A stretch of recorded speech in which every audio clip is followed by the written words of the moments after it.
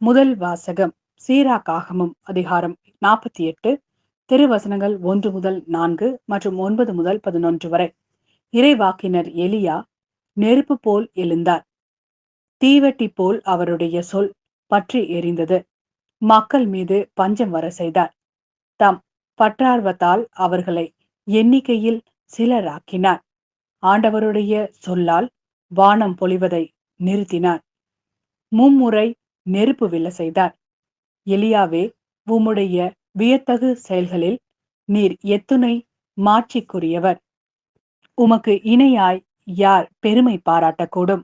தீச்சூறாவளியில் நெருப்பு குதிரைகள் பூட்டிய தேரில் நீர் எடுத்துக் கொள்ளப்பட்டீர்.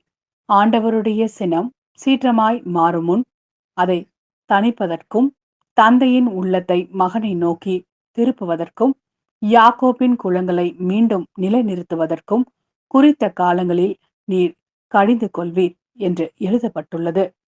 உம்மை கண்டவர்களும் உமது அன்பில் துயில் கொண்டவர்களும் பேறு பெற்றோர். நாமும் வாழ்வது உறுதி. இது ஆண்டவரின் அருள்வாக்கு. இறைவா, உமக்கு நன்றி.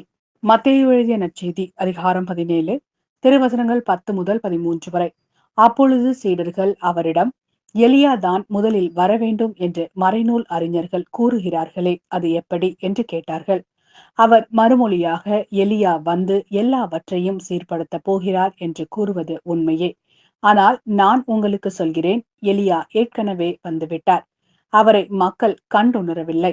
மாறாக தாங்கள் விரும்பியவாறெல்லாம் அவருக்கு செய்தார்கள்.